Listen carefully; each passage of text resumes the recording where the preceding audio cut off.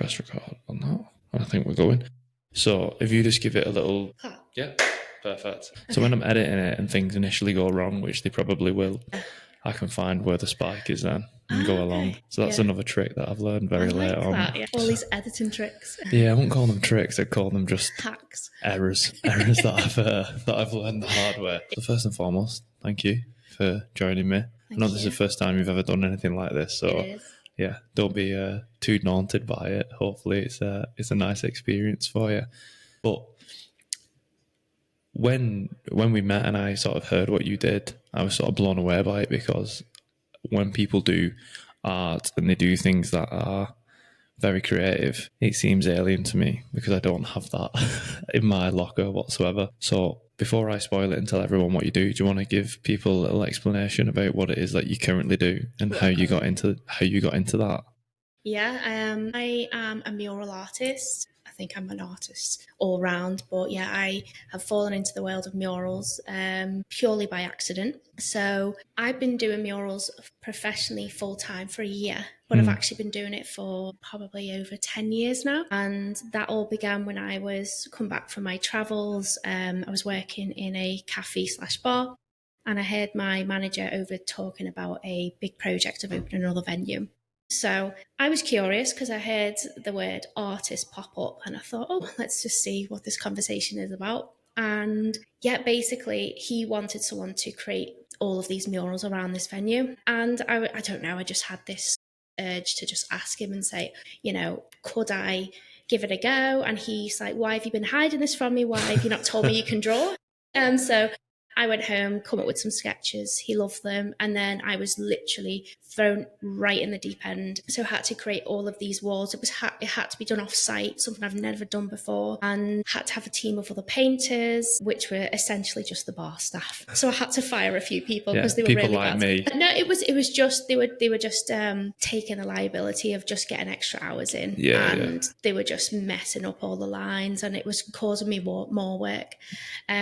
So from that project, which I was quite proud of, it then kind of fell into friends of friends, word of mouth, doing children's bedrooms, etc., etc. But back then I was a lot less confident. I didn't have much confidence in myself to take it forward as a business, so kind of fell back into kind of full-time employment, and then even at one point just didn't really do my art altogether. Really? Yeah. There was a few years where I just didn't do it.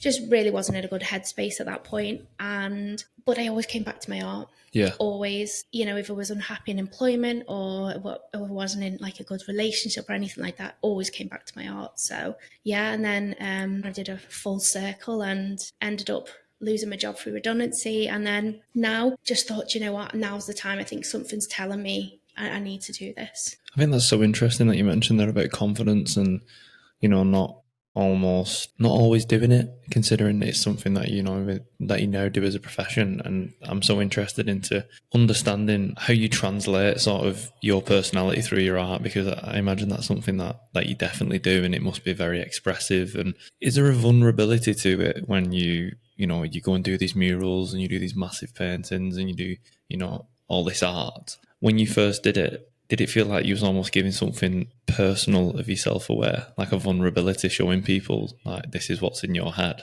Yeah, for sure. Me personally as an artist, I can't speak for all artists. I personally think a bit of my soul goes into the art. This year in particular, I've had some really big projects that have had a lot of sort of meaning behind it. And I've taken on that responsibility quite seriously. And one was in memory of a lady who lost her niece, and I thought I need to get this right. And then as I was painting that, it was quite an emotional journey, and I've definitely left a piece of myself there over all of the pieces, that one in particular. But every single piece, I do literally put almost blood, sweat and tears into the piece. So now it's getting easy to kind of show that to the world. But yeah, at first it's very, very scary, because I think as an artist, I think it's very difficult to separate yourself from the person who you are to this business person. I think mine is just all intertwined. I don't really separate myself from my art. It's part of who I am. It's not all of me, but it's definitely a big part of myself. So that does go into my work. 100%. And I think that's so interesting how you say that about almost trying to connect to it, but also disconnect from it as this like a business and the person. But again, like it just blows my mind how you can have these ideas and these creativity, like the creativity to do it. Is it easy to channel that creativity? Like if someone say gave you a blank canvas, do you find it easy to come up with the idea? Yes and no. It depends on the project, of course, and if the project speaks to me and speaks to my values. And I think as I've been going on as an artist and as a business, it's the most challenging thing that I find is trying to run them both alongside each other, making sure that both are flourishing. Because I can't, first and foremost, I'm an artist, that's part of who I am, but I also need to run a business, I need to pay my bills. So it's trying to balance both of them at the same time. So what I'm trying to do now is align my projects with my values, with my brand values, and also my personal values. So some projects are more exciting than others, but I do still try and give that high quality creativity. And some I don't get a lot of scope for creativity, and I do struggle with those more than others. Yeah, so my favorite projects is when they trust me and they trust my vision, but also that's quite scary at the same Yeah. time. So I'm kind of starting to believe in my ability and myself that I will deliver something above and beyond of what they're envisioning. And that's when you can hit that sweet spot of something that they love, but also something a little bit unexpected that's beyond what they could have ever Yeah, have blows them imagined. away sort of Yeah, thing. so in the design process, I'll give them concept work, but I also keep a little bit back so I can give them that wow factor. Yeah. So I will go give them like a level 6 or 7 in the concept work, which is still really good, but I'll blow them away and give them a 10. Almost sealing that deal to get them, but then keeping sort of Yeah, keeping that surprise. I call it like my little Easter eggs, like keep putting little things in the artwork to kind of to wow them. You know, it's not just about a payment transaction, it's about a collaboration and bringing something really special to the space. That's amazing, and I think it's sort of seeing your social media and knowing you for the brief time, and you can see that the passion comes through, and it's again why I wanted you on the podcast. I think it's always important for me to have people on that are passionate about what they do, and you can see it. And for you, it's definitely the case. And you mentioned before about losing your job, almost being thrust into this position, and or struggling with confidence. How did it feel to have that weight of a decision to be like, I'm gonna go full lever with this now and jump in feet first, but maybe not have the confidence to do that? What were some of the battles that you overcame to be like, you know what, actually I am good enough, actually I do need to do this, I am an artist and I am capable? It's a number of things. I think I've tried to do this. This is like my second time trying to go down this journey. I think one of the biggest factors this time around why it's so different is the level of support I've had from my fiance. I think his just belief in me and what I can do, and just wanting me to at least try it and not living with the regret, the fear of not Never doing it, knowing. of never knowing, rather than the fear of doing it. Yeah. Yeah, I don't want to get to my deathbed and think, oh, Wish what I'd have if? done. And I wanted to go all in. I wanted to have an opportunity, and it was probably one of the worst times we could have done it. We had a home.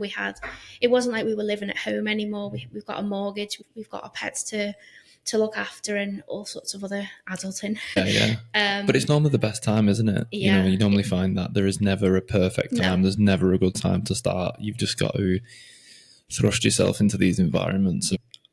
I love that. I think that's a really good example of grabbing the bull by the horns and just doing it. And I think a lot of people procrastinate on them situations like tomorrow.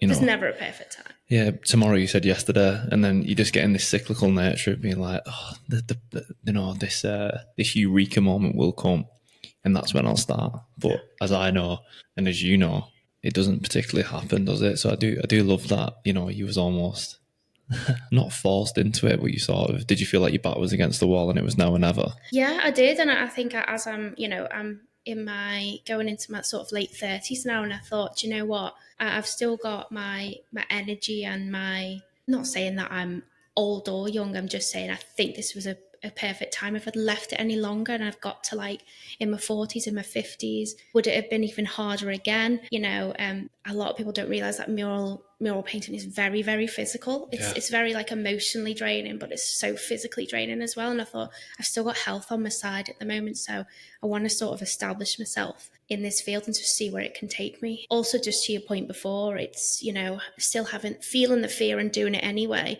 but also just having the courage to be happy, you know, and it takes guts to do it. So I admire anyone who goes on this journey and is just figuring it out as they go along. No one really knows what they're doing. No. I think everyone is just figuring it out as they go along the way. Some hide it better than others. 100%. I mean, as you've seen me setting up this morning, it was just a whack and win and hope for the best for me, and that's pretty much what I do week in, week out. You asked me before about, you know, like getting guests and things, and again, that's just a case of, for lack of a better expression, throwing off shit on someone's stick, and like it's literally see what sticks on the wall. My exactly. famous saying is, what my fiance always laughs at is, I'll figure it out. Yeah. And it's like, you always say that, like, but I'll just figure it out. You know, I trust myself that I will figure it out. Try not to put myself in a position that jeopardizes my reputation or the client or the customer who's using me. So, and this is why I'm grateful I've had all of that past experience in different roles, which has brought me to this place, which has then made me a better communicator and, you know, customer service and all of that. I've done this at 18. Would I be as confident as I am now?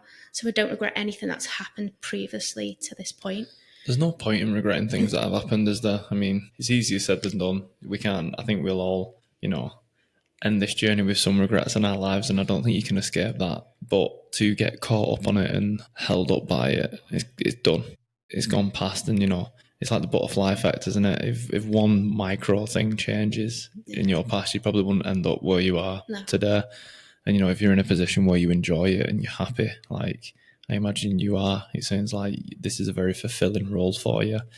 And yeah, I think a lot of people almost don't take the leap in fear of things going wrong, but it always goes wrong. It's just that you adapt to that going wrong. That is, you know, the beauty of it all. And I think with art, I think the reason that I find it so impressive is that if I was drawing something and I ballsed it up, I'd just throw my toys out of the pram. I don't think I'd have the capacity to be like, oh, like it almost. If there's imperfections to me, it'd do my head in. How do you go around, say, like a micro, you know, like mistake in quotation marks, but say it doesn't come out how you think it did in your head? How do you not get disheartened by that? Is that just trick to the trade and being in there for a while? I don't think any artist I've spoke to can ever escape the perfectionism. But I am trying to battle that. I'm trying to kind of squash that the best I can. I've just purchased a book called Just Make Art. It's by Amy McNee, I think that's her name. It was a podcast that I'd listened to. Basically, she promotes artists, writers, creatives to just do it, to just put rubbish work out there. She uses a different word, but just put rubbish art out there, because it's in the failing that you'll create the best art. And there was an experiment that was made with pottery artists. So they had two groups. So one group would they'd have till the end of the term, create as many bits of work as you want and try and get like a final piece. The other group was just work on creating that one piece. And it was in fact the artist who had lots and lots of mistakes who created the best work. And I think with murals, because they are quite time consuming, I joke about it now, but it genuinely sometimes I really struggle with it. It's called the ugly stage. So every time there's a blank wall and I'll start painting it, I'll get members of the public, I'll get the clients, and they'll look at it and I can see they're like worrying a little bit. Yeah, what is this? What is this? What are you doing? Oh my gosh, total regret. And then I have to kind of, this is why I try to build that relationship with them from the off, is don't worry, it's at the ugly stage. I promise you in the last quarter, it will transform. I promise you. And every single project, it has transformed, but it'll take that last sort of, even the last day, the last 2 days, and it could be a week-long project, but they're thinking, is this going to happen? But what's really nice is they'll come back and they'll see that progress and they'll be like, oh yeah, it looked better than yesterday. So I have to just trust myself that it will happen. And sometimes I'm not happy with it. I'm not happy with a piece, and I'll be looking at this tiny little detail in the corner right at the top of the wall, and no one will ever notice it, but I'll notice it. So I've got to try and keep that sort of under wraps as best I can, Yeah. because I can get really wrapped up. So my problem is I love to put lots of detail in my work, but I can get away with not putting detail in because of how big it is. Yeah, yeah. So I imagine it's like when you get that stain on your top that no one else can no see, one but else can you see. you know it's Or a there. spot on your face no one Yeah, else yeah. has You're like, noticed. I know that's there, staring directly at me, and Yeah. it's so impressive. And I've never thought about it like that. I imagine it's when when you see like a new build house being made, and you're like, this is going to be a house. It's like it's just a few bricks and a bit of like concrete, and then 6 months later, oh wow, this is a house. I've never thought about your perspective and the client's perspective of seeing the process of the art as well. You've mentioned there about confidence and stuff, and has the confidence come from the ability to reassure people that, look, I know what you're thinking right now, but I can guarantee that you'll be happy with it, and then seeing the end goal at the end? Does that sort of give you the confidence as an artist to be like, actually, I know what I'm doing, I know who I am? And then is that how you built your confidence? That's part of it, yeah, for sure. Is definitely seeing, taking them along the whole journey. That's where I like them to pop in, and I like them to see me doing it, because they can see all behind the scenes, and the amount of work that's gone into it, not just from a sort of a monetary point of view, but also from a place of value, and like how much art has value in this world. And I'm a massive advocate for that. But yeah, that's definitely helped along the way, is having all of those really, really great compliments, and the reactions at the end definitely build my confidence up. But I think I'm trying to kind of now build on my confidence just from me. Like, am I happy with this work? Is it something that I'm proud of? Because if I'm proud of it, then I know I've done my best. I just want to keep doing my best on every single piece. And I try to make every single piece my best piece. So the next one will be my best piece. So there will be some that are better than others. And what I find really strange is some of my favourite murals aren't necessarily some of the public's or my fan base favourite murals. So that's a bit weird. And it might be because of maybe there's a bit more personal meaning behind a particular one. That's why it's my favourite. Yeah, that's so interesting that you say that. And you was talking before about, if you'd have done this when you was 18, and or if you'd have done it when you was later on in life. And do you think that as an artist it's important to have this maturity before you sort of get yourself into, business? Like you said, you've always been into art and you've always, drawn or been like creative. But you mentioned there about life skills that you've got from other avenues in life. Do you think it is important that there's an element of maturity in your business, like to step back and reflect? Because I can imagine if people who are 18 getting into art, I can imagine it's a bit wilder, it's a bit more chaotic, it's a bit less thought through. I don't know, but that is probably my perception. How important is the maturity and the life lessons? Yeah, I think for me, I suppose, again, I can only talk from personal experience. It's made me a better artist. All of that life experience has made me a better artist. And if I come straight from school, college, even if I didn't go to university, I don't know whether I would be delivering the best thing that I could deliver, especially on projects where, the clients could be parting with a substantial amount of money. And so some people have to save up for these projects, and some people really want them. And then it's a risk for some businesses. They're investing in a service that could potentially work or not. Yeah. I think now I'm in a business, and I know how important it is for me. I have to make risks. You have to make risks every day.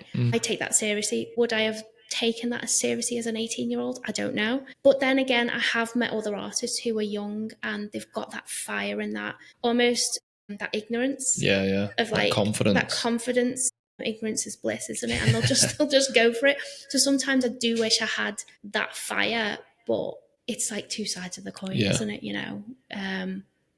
I don't think we should be discouraging young people not to go into business, because again, they can learn fast, Yeah. and they might still be at home, so there's may not be as much risk, Yeah. They've got a bit more freedom. a bit more freedom. So I don't think we should be saying to people either way. I think it just depends on where you are in life, and I would encourage anyone to have their own business, but it might not be for everyone at the end of the day. Yeah, I can definitely see that, and it's a beautiful way that you've just put it. It sort of solidifies what we was talking about before about just jump in, just go for it, make them mistakes on the fly.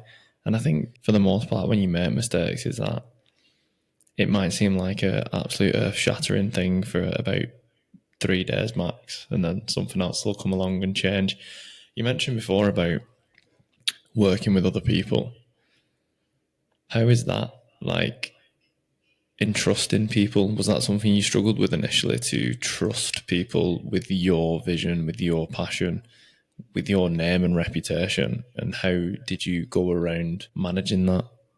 Trust is a big thing, and I think as you again, you've just got to go for it and you've just got to work with people. And I think in the beginning, you just want all the work. You want anyone who wants to sort of work with you, you'll just say yes, yes, yes, yes, yes. And that's a great quality to have. But I think you need to keep assessing how each project goes. Okay, what went wrong? Is it something that I did wrong? Is it something maybe the client wasn't quite aligned to how I work? I'm getting better at that as I go along now, and I kind of know I'm getting better at knowing my worth and knowing who I want to work with, and not being afraid for me to say no. I hear the word no all the time, and I'm getting used to that. But also, I can say no. Yeah, and it's an empowering thing, isn't Yeah, it, to be able to say no? I know that's something that I definitely struggled with. You know, growing up and being younger was like almost rightly or wrongly borderline, probably being a yes man to most people, just trying to keep people happy. people pleasing. Yeah, Exactly. And I think that one of the most liberating skills that I did develop getting older, apart from stubbornness, was probably saying no a little bit more and yeah, only doing things that I actually wanted to do. Because I imagine you get this through business as well, is that the ones that you do say yes to, they mean a lot more, and you know, you enjoy them. And it's sort of difficult because there's been times where I've not wanted to do things and you think, oh, it's great. But to have that ability to say yes and no is a massive thing. And I'm glad you sort of brought that up, because yeah. I was going to, you know, allude to that a little bit more. And, you know, you talk about your worth and projects and things like that. And you mentioned about how physical the job can be. And I don't think people listening who have any, like a bit like me, they're a bit not clued up around this sort of industry. Like, you're up and down scaffolding, you're up and down walls, you're moving paint around, doing this, doing that. How physical is the job? Like, It's can you just draining. explain what a normal day looks like? Well, sometimes you can go to a wall and then, people can tell you the measurements and you'll have an idea in your head, of how big that wall is. But then you get there and you think, oh, wow, I've got to be up the ladder for this. So I was recently had an opportunity for a play centre in Burscough, and it was a very, very short window to do this in. But I wanted this project. I could have easily said, no, this is going to be too much for me to do. But I thought, no, I really have a good at just feeling about these clients. I Yeah. really want to work with them. They're giving me full range of creativity. It's kind of my bread and butter. It's animals, it's nature. Love that stuff. It's for children, children's illustration. Yeah, it was just me all over, and I thought, I want this. But then the scale of the wall kind of just threw me off. And I was doing other projects alongside. And just to highlight, when you're starting off, sometimes you are doing other jobs. You could have a day job. I still have a part-time job along this, which is physical as well. So some days I would be up at 6 to do my clean and roll, doing some workshops with kids, and then doing that in the evening. So I would get back, and my back feels broken. Yeah. Imagine. Feels broken. And my arms are up. I've got pains in my shoulders, my legs. My calves, muscles that you wouldn't use. Being up on a ladder, you have to use your core, because you can only work within a certain sort of arm stretch. You can't overstretch yourself because it's health and safety. So Yeah. you've got to slow down. And I would come back and my top would be just wet Just with sweat. drenched. Yeah. Yeah. So that's where now I'm starting to think, do you know what? I really need to focus on my physical health. I've kind of dropped the ball a little bit with the gym and things like that. So I know I need to do things like yoga for my joints and everything, also for my mind. Get back into my strength training. I need a strong back. I need strong shoulders.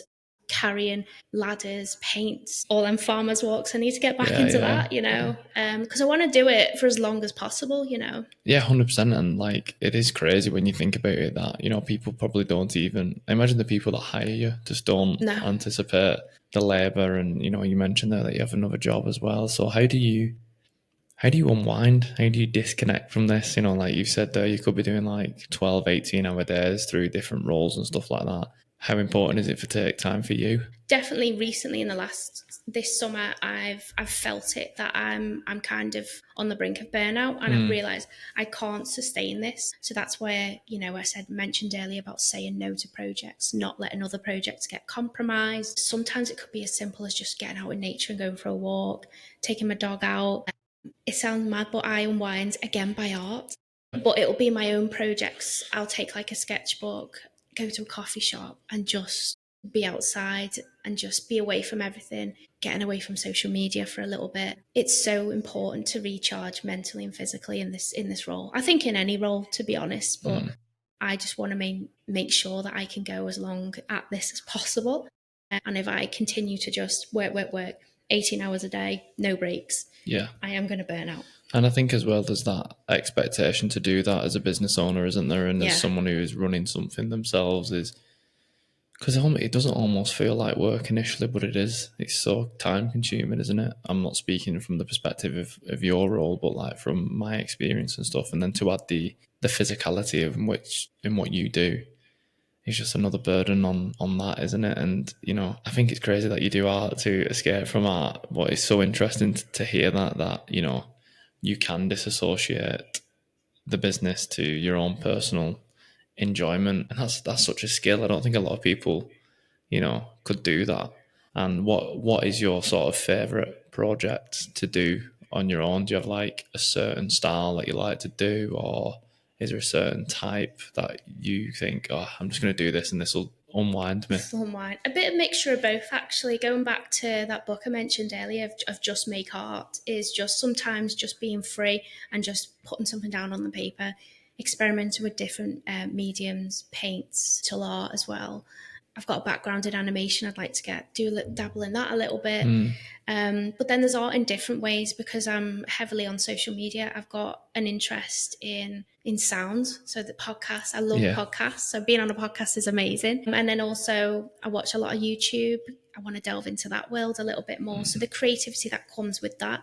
So I do a mixture of things, but ultimately I love nature and wildlife. I think that's kind of since I was before I could walk, I've just been drawing animals. So Yeah. I'll just unwind with that. And I'm trying to create personal projects that are close to my heart and have projects that are for me. This is going to be scary, but putting it out to the world and see if anyone wants that art. Yeah. That's where there's no brief, there's no project. So I quickly learned that the murals have become like a business and a job. As much as I love doing them, I'm still within the sort of the scope of what the client wants. So I do like to kind of have my own personal projects so I can then develop as an artist Like a as well. personal identity as opposed to a Yeah, brand yeah, and something identity. that's really, really close to my heart. And paint and draw stuff that I feel is of value to me. Yeah. Amazing. How important has going into the business been for your confidence? What have you learned about yourself been in the last year? So much. So much. I think I've almost feel like a different person in a good way. Yeah. I feel like I'm going through this journey of growth, which is I'm in this sort of space of discomfort. A lot of my relationships are shifting in good and sort of negative ways. Separating the wheat from the chaff, would you say? Yeah, it's just I think I'm learning about where my strengths are and where my weaknesses are and what's really important about things. And sometimes, again, we spoke about regret. I wish I'd done this sooner, but I think that's such a good indication if it's something that you want to do. yeah, I think if you, sorry to interrupt, but I think if you wake up in the morning and you think, I wish I'd have done this sooner, I think you're on to a winner. I think you've found something that you care about and you're passionate about. I wish I'd have done this 10 years sooner. Do you know what I mean? Yeah. I think that's a good energy. I think that fires me up. I'm like, well, let's try and make up for that lost time. Do you ever get like that? Yeah, make up for last time. And I feel like the journey that I'm on, I feel like it's bigger than me. I feel like I want to leave behind a legacy. I've got like these goals aren't just I want to break through that glass ceiling. I want them to go up and up and up. And I don't know what's planned for me in life. I don't know whether you're spiritual or not, but on this journey, it's weird since I've gone into this business.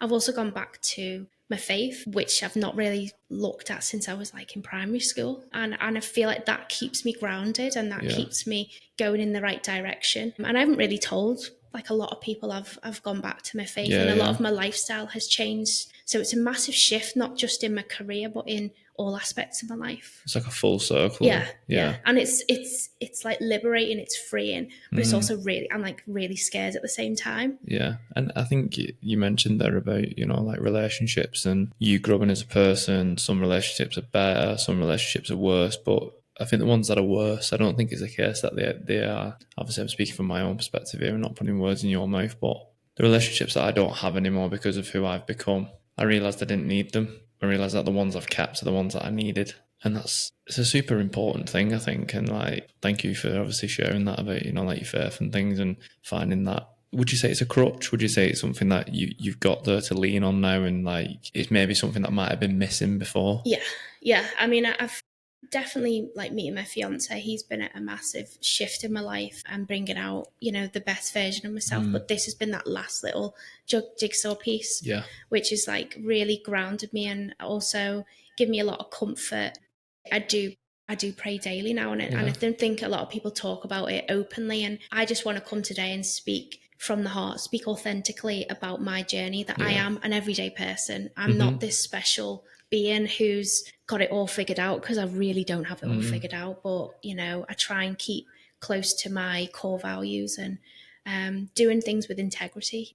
Love that. And I think it's so important that, and thank you for being so transparent and honest and open. I mean, it comes across, it's something definitely that I've picked up with people, that if they do have honesty and transparency, that it shines through. And, it's inspiring to hear about your journey and where you are. And I think it will be inspiring for others to listen that, it's not all sunshine and rainbows. Sometimes it can be quite bleak, but you just got to get through it. But you have systems in place. And I think, faith is one that hasn't been highlighted a lot, but I know a few people that have it and probably are apprehensive to talk about it because of today's society. And I'll be honest, faith is something that I've not struggled with, but maybe had an identity crisis with, of I'd love to learn more about it. I'd love to sort of channel. I don't think I've ever had it, if I'm honest with you. I'm not a nihilist. I won't say that, but I'm probably naturally a pessimist. So I probably see things which sounds a bit mad considering the podcast and everything that I do, but that's my battle and my journey is to be more positive and not be as negative. But faith is always something that has not tempted me. That's a terrible word of describing it, but something I'm definitely intrigued in. So how did you get back into it? Was it just like you found it? Was it podcasts? Was it reading? Curiosity. I think that's one of the most underrated qualities a person can have. You've got lots of curiosity. You're curious about people, and I was curious, and I thought I want to explore it. My fiance, again, he wants to go back to his faith. He said, "This is what I want to do," and then he would come back from Sundays from church and think, do you know what? I love that. And I thought, do you know what? I'm going to come with you. I'm going to see what it's all about. And he just said, look, just go in, no expectations. And it was just this feeling that I got. And I thought, there's something about being here and going on this journey that feels really right. And I've, again, I'm trying not to be too airy-fairy about it, but I just feel like it is that last piece that I've needed to keep me aligned with who I'm meant to be. Perfect. You just made me even more curious to to look and to start. So I want to segue into this because I think it fits nicely, because you've I always play this game now that when I ask this question at the end, I try and see if I can guess what people are going to say. But you've mentioned about relationships, the importance of your fiance, and I think a support circle. I mean, I have it. My wife, she is brilliant. She keeps me in line. She keeps me in check, and she calls me out on my bullshit and makes sure that I'm being the person that she expects me to be. But the person she expects me to be is the person that I should be, if that makes sense. I'm not getting carried away with my own ego or getting down in the dumps and letting that sort of take over. I think it's so important to have someone or people in your life that rein you in, support you. But I think the most important aspect of it is just they're there to listen.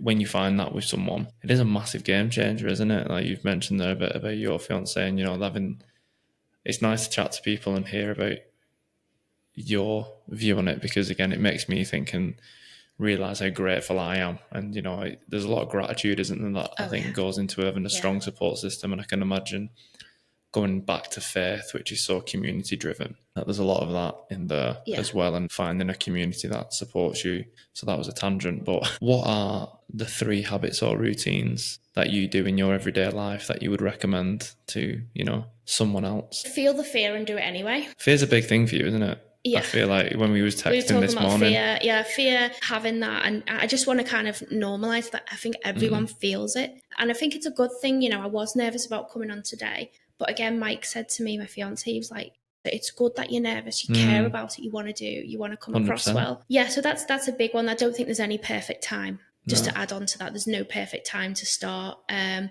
you know what? If it doesn't work out, at least you know. You know.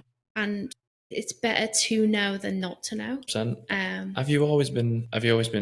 If we was going to say like fight or flight or freeze now, which is the new one that's coming, have you always been fight? Because you give me the, they give me I've the. got yeah. I mean, if you were to meet me when I was in high school, you wouldn't have thought it. But I've always had fight in me. I've always had a fire in me. Yeah. And I think I'm drawn to people who also have a fire and fight in them. People who like sit on, and it's fine if people do sit on the fence. Yeah. And are scared. But people who've got fight in them, I am drawn to. Yeah.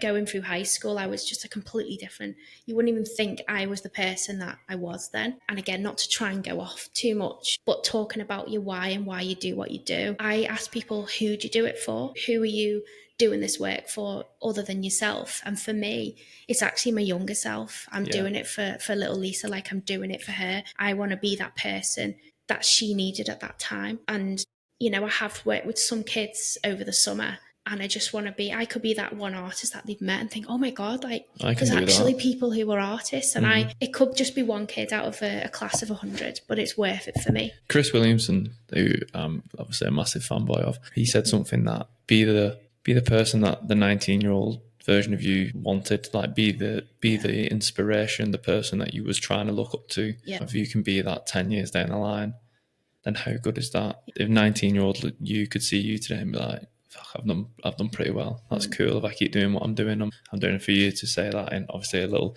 different ways, like a bit goosebumpy. But it's nice to hear, and that's something that since I heard that probably like 6 months ago, I have tried to use that as sort of intrinsic motivation of being like, if I could go back and 16-year-old me, 17-year-old me could see who I am now. You'd be proud. Yeah, would they be happy? Would they be proud? So proud. And like sometimes you think, yeah, fuck. And when you're having them bad days, and you're like, it's not that bad. If this is where I would have ended up, I'd have taken that. I'd have bit someone's hand off. You know what I mean? I think that's the key, isn't it? Is you do have your bad days. And you think, I've had my days where what am I doing? Why am I doing this? Yeah. What this is stupid. Who do I think I am? Thinking I can be a full-time artist and get a full-time career. But then I'm thinking, hang on a minute. There were times where I would have just given anything to just do one job and just get paid for one job, and I'm doing it full time. So yeah, you just need to kind of do a lot of reflecting of like how far you've come, not how far you've got to go. Yeah. Love that. Yeah. Number two, curiosity, I think. Yeah. Always being curious, and that kind of like, it doesn't always kill the cat. no, it doesn't always kill a cat. God, yeah, well, sometimes, Sometimes it does. Sometimes it does. And I think that feeds on to the whole thing of always being a student of life. I know that sounds really like, It's out perfectly there. stoic. Yeah. Very stoic. But, I don't think this is where you need to keep your ego in check. You don't know everything. Yeah. There's always something to learn. All And then I when know you is I open know that, nothing. I know nothing. Yeah.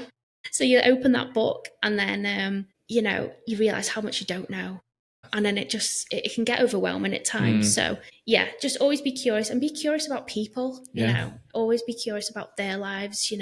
Everyone's got a story. And I love that. And I love that I get to meet other people. I think with other jobs, sometimes I'd be working with the same people, and they sort of sometimes bring me down because they were like really negative. But I get to work with so many different people. Like I've got to meet yourself, and we've had this great conversation. Yeah. I mean, I do sort of have to sit and reflect sometimes and think this is pretty cool that I can just sit down and meet people and chat. It's not like, it's not a modern wisdom or a Diary CEO or a Joe Rogan yet. It might be one day, but even just have that opportunity. How fortunate to be in a position to meet like-minded people and just have the opportunity to chat and be more. It's so motivating for me. Even just sitting here now, like speaking to you, I can feel the inspiration and the motivation from you just to hear your story and sort of how far you've come and what you're doing and how much you love what you do. Hopefully that translates to the people that are listening, but it's amazing to see people do what they love. and you are definitely an advocate of that, not just blowing smoke at your ass because you're here, but like you are, and it's so clear. It's clear to see. So yeah, I imagine little Lisa would be buzzing if she could Oh see, yeah, yeah, she'd be yeah, so proud. where Yeah. she was today. Number three. Have you Number got a number three. three? Uh, Everyone struggles with the no, third. have I said gratitude? Have I said No, that? no, No. we mentioned it, but we've not. You Yeah, didn't use it. gratitude. I mean, these are all in no particular order, but gratitude probably I'd say number one. To be Hmm. fair, yeah, always just being grateful for where you're at, even if you're in a bad spot. Like there's again, I know I go back to my fate, but I think there's a reason you are given these challenges because you know the powers that be know that you can handle it because you're onto something better. So I don't think we're as humans we're designed to be in this level of comfort that we are. I think Yeah. there always should be stretching that level of comfort within reason, of course. But yeah, showing gratitude every day, and just for the little things. You know, I have to keep myself in check when I'm doing this piece, and I'm like, oh, do you know what? This has taken longer than expected. This project hasn't gone the way I wanted it to, but being grateful that I'm here, I'm doing it because you know, go back only 2-3 years ago, I was in a job that really wasn't aligned with me and I really disliked. You know, And here you are and today. here I am today. So on the counter of that, if there was one habit or routine that you used to do and don't do it anymore, or a habit and routine that you wish you did, what would that one habit or routine be and why? I think I still am, but I'm not as bad as I was just very self critical. And that was just my inner voice just Your own worst enemy. yeah, my Same. own worst enemy. Yeah, and you know, going back to when I first started and not having that level of confidence, even though around me I didn't have my fiance at the time, and people didn't believe in what I was doing and thought, you know, it was just this wild idea. But still, you know, I let that inner voice just creep in too much to the point where my mental health was at crisis, you know, Yeah. and it was really, really bad. And did that inner voice make you think people cared more than they probably did? Did. You know, people are like worrying about what I'm doing. That you mentioned people pleasing. I'm trying to get away from that habit. You know, it's not really done me any favors. There's a good side to being a people pleaser, Yeah. because I'm very empathetic and I read the room and I like care about people. But yeah, it's not done me a lot of You favors. can definitely go too far in that regard. And some people 100%. don't deserve it. Yeah, As I'm getting older and I'm becoming more miserable, self-critical, I find that one of the biggest conflicts I have is being nice to people who don't deserve it. But there's a part of me that resents myself that when I'm not nice, but like, you know, if I'm not giving people time, sort of think that, oh, what's going on in their life? But then I'm like, there's only so many times you can give someone a chance. And then this is the internal battle that I fight sometimes, is like, I'd like to think I'm a nice person, I like to think I've got good art, but sometimes as well, people don't deserve that. But then you're like, oh, well, you can't say you've got this and you've got that if you're doing that. So I think it's almost like a moral dilemma of, you know, if you're a people person, where do you draw the line? I think as well, you don't have to be everyone. I think a way to kind of the way I've give myself comfort with that is you don't have to be everyone's friend. Yeah, 100%. And you don't have to like everyone. You learn that the hard way. You learn that the hard way. And being nice, I'm known as, my tagline is Lovely Lisa. And for a time I had an identity crisis of hating that title. Yeah. And now I lean into it and now I love it. I've done like a completely 360 with it. But yeah, it's knowing where to spend your energy and still being nice and civil to people. But some people, it's where do you spend your energy, you know, with people who quote unquote deserve it. But again, this is where I have the battle now that I'm going down the road of faith. Like, well, everyone deserves this. And it's like, well, no, because some people take liberty and some people do. 100%. I think that's why faith, I'm curious about it. Yeah. It's sort of, I think it does align a lot of the principles of faith, regardless of what faith it is. I think a lot of my principles do align with it, you know, like try and be nice to people. I mean, people probably listen to this who know me and like, oh, you're a mourner and you're miserable. I do try and be nice. I'm not, to be fair, Jack, I've not got that impression of you at all. You've not seen me on a bad day. I think that's why it does. I have so much curiosity around it. And I think that's a really good one, you know, and I think a lot of people do that. I mean, clear to see we're in a room, you know, two people who we don't really know each other that well, but we've got a lot of similarities, and it's come to light that we do a lot of the same things. And, you know, that's probably a good indication that there's a lot more people out there, people who are probably listening to this, who are battling that dilemma and not necessarily knowing how to navigate it. And I'm not saying we have the answers to it, but hopefully we can shine some light onto the fact that, you know, it's normal to feel these things and have these internal conflicts, which sounds a lot more dramatic than it is, but that's what they are at the end of the day, you know. But I think that's good. I think if you've got internal conflicts and you've got these internal battles, it means you're thinking. I think if you're just going like balls to the wall and listening to everything and acting on it, you don't have that reflection or that mindfulness. And I harp on about it a lot. I think being mindful and having self awareness is so important for personal growth and just being not like a better person, but a better version of yourself. Yeah. And that is my key. It's your goal, isn't it? Yeah, it's my key basis of like, I was a bit of a dick then. I need to work on that. Like swallowing my pride, swallowing like things like that. And I try and be as transparent. And I mean, you're so open and transparent, so it's really refreshing and inspiring to hear that. And I think, you know, we'll finish with that because I think it's a nice note to finish on. But before we go, thank you for coming on. Thank you for being so open and transparent. It really means a lot. It's almost like an honor when people open up to me. And yeah, I'm glad that you felt comfortable enough to do that. And I would love to give you the opportunity to tell people where they can find you, where they can see your amazing work and, you know, check out everything that you've got going on. So I'll just give yourself a shameless plug. Yeah, well, just firstly, Jack, thanks for having me on. It's been an honour, and I am so grateful to just experience this. I've never done anything like this before. We did very well. Yeah, where people can find me is I'm mainly on my socials. Don't have a website as of yet. That's getting built. Usually Instagram, Facebook, TikTok. The brand name is the Mural Lisa. Yeah, I'll put that in the description below as well. Yeah. But yeah, hopefully people check you out and we'll definitely try follow and my journey. Yeah, definitely see all the amazing work because it is amazing work for someone who has no creativity. It's definitely super impressive and hopefully people check it out and long may it continue. Thank you.